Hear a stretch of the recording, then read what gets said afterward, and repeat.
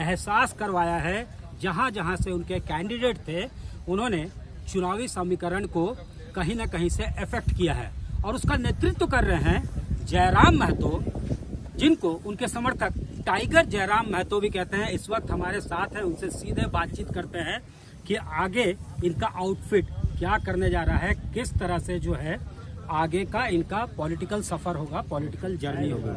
जयराम जी, ये बताइए कि आप लोगों ने एक दमदार एंट्री की और अगर मैं गलत नहीं हूँ तो परहैप्स ये आपका पहला था ना चुनाव? बिल्कुल पहला चुनाव था। इसके पहले कोई चुनाव नहीं, कोई मुखिया का चुनाव नहीं, छात्र एक मॉनिटर का चुनाव हम लोग नहीं लड़े हैं, कोई चुनाव नहीं लड़े। इस बार कितने कैंडिडेट लड़े थे और हर जगह लगभग एवरेज 1 लाख से ज्यादा वोट हर जगह मिले। 8 कैंडिडेट थे, लगभग 8.25 लाख तो 8.5 लाख के बीच हमारा वोट आया है।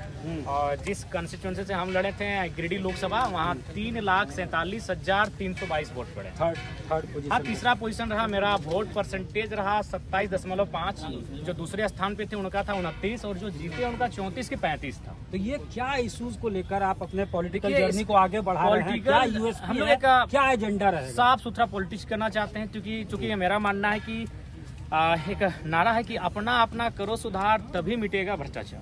आज अगर हम अपना पार्टी का फुल फॉर्म भी आप बता दीजिए। आज झारखंडी भाषा खतियान संघर्ष समिति तो हमारा एक संगठन है। हमारी पार्टी झारखंड लोकतांत्रिक क्रांतिकारी मोर्चा के नाम से रजिस्टर्ड हो ही जाएगी। तो हमारा जो एजेंडा ये स्पष्ट है कि आज जनता और नेता के बीच बहुत दूरी है। नेता लाख खड़ा होकर बोले हम मजदूरों का नेता है, हम किसानों का मसीहा है, लेकिन ठीक उसके विपरीत उसका व्यवहार होता है, उसका आचरण होता है, उसका रहन सहन होता है।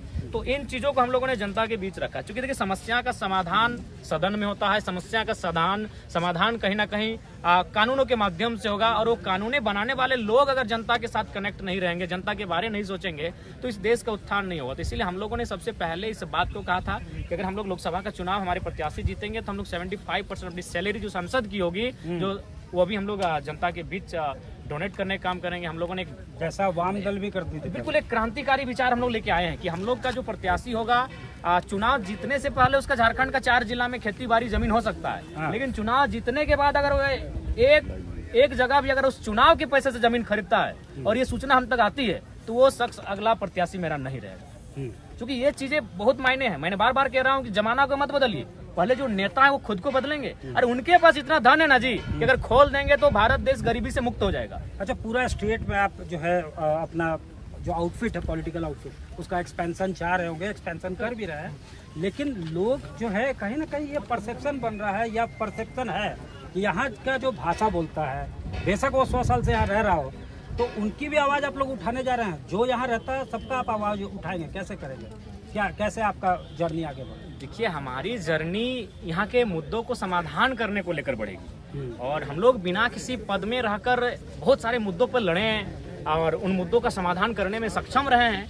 और जब हम लोग सक्षम रहे हैं तभी जनता का एक आदेश आया कि अगर आप लोग धरना में बैठकर समस्याओं का समाधान कर पा रहे हैं, आप धरने में बैठकर बीसीसीएल सीसीएल की गलत नीतियों के खिलाफ लड़ पा रहे हैं, तो अगर आप लोग मेन स्ट्रीम में जाके लड़ेंगे तो बेहतर होगा। अच्छा। और इसीलिए चूंकि देखिए झारखंड की परिस्थितियां ऐसी है कि हमें मेन स्ट्रीम में आने की आवश्यकता भी है, क्योंकि आज बोल्ड लीडर हमारे पास नहीं है। आज देख सकते हैं हमारे पास बोल्ड लीडर नहीं होने के कारण आज देखिए बिहार के नेता गए, उन्होंने डिमांड किया कि हमें स्पेशल स्टेटस चाहिए। आप आंध्र प्रदेश के नेता ने डिमांड किया हमें स्पेशल चाहिए। लेकिन झारखंड के नेता जब सरकार में नहीं रहते हैं तो लंबी लंबी बातें करते हैं, जब सरकार में आ जाते हैं तो स्पेशल कुछ नहीं दिखता है, यहाँ के मुद्दों को भुला जाते हैं। अच्छा। इसीलिए हम लोग का उदय भी हुआ। देखिए, सबसे पहली बात, लोगों ने 8 लाख वोट को देखा, लेकिन क्यों आया इस पर किसी ने चर्चा नहीं किया। कि 1 साल हम लोग का अभी हुआ नहीं था और हम लोग कैसे आए, इस पर किसी ने चर्चा नहीं किया। स्ट्रॉन्ग बॉन्डिंग है, लोगों से कनेक्ट है। इसका कारण यही था कि जो जनता है वो इनको नकार चुकी है।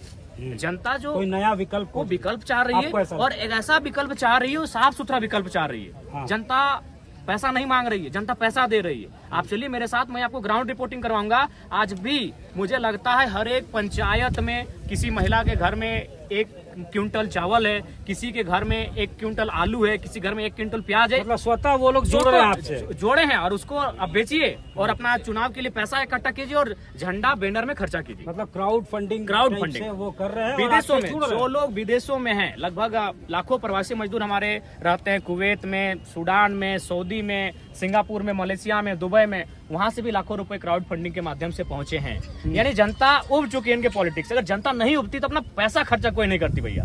आप पैसा दो या ना दो, पैसा खर्चा करके हमें चुनाव लड़ा। आगे का क्या प्लान है? 3 राज्यों में विधानसभा चुनाव भी होना है, 4 राज्यों में, महाराष्ट्र हुआ, हरियाणा हुआ, झारखंड भी उनमें से एक है। तो आप लोग अब आगे किस तरह से शेप अप कर रहे हैं अपने आप को, गियर अप हो रहे हैं आगे के राजनीति? देखिए, सबसे पहले हम लोग पॉलिटिक्स अपनी जो टीम है उसको व्यवस्थित करना चाहेंगे, क्योंकि हम लोग चुनाव हार गए बहुत नजदीक से एक लोकसभा। तो इसका रीजन ये था कि हमारी एक व्यवस्थित टीम नहीं थी जो स्ट्रेटजी को प्लान करे, उसको डिजाइन करे और उस पर काम करे। वह क्या था कि जो भी करना था मुझे ही करना पड़ता था। मैं अपनी पार्टी का प्रत्याशी भी था, नेता भी मैं था, प्रवक्ता भी मैं था, वक्ता भी मैं था और रिसर्च करने वाला भी मैं था। तो ये इन चीजों की भारी कमी रही, जिस कारण अगर ये चीजें, अगर मेरे पास एक टीम होती, मेरा एक चैनल होता, तो चुनाव हम लोग जीते। विधानसभा चुनाव लड़ रहे हैं आप लोग? हाँ, विधानसभा चुनाव लड़ेंगे, दमदार तरीके से लड़ेंगे और बहुत मजबूती के साथ चुनाव लड़ेंगे। इस राज्य में तीसरे विकल्प के तौर पे चुनाव लड़ेंगे।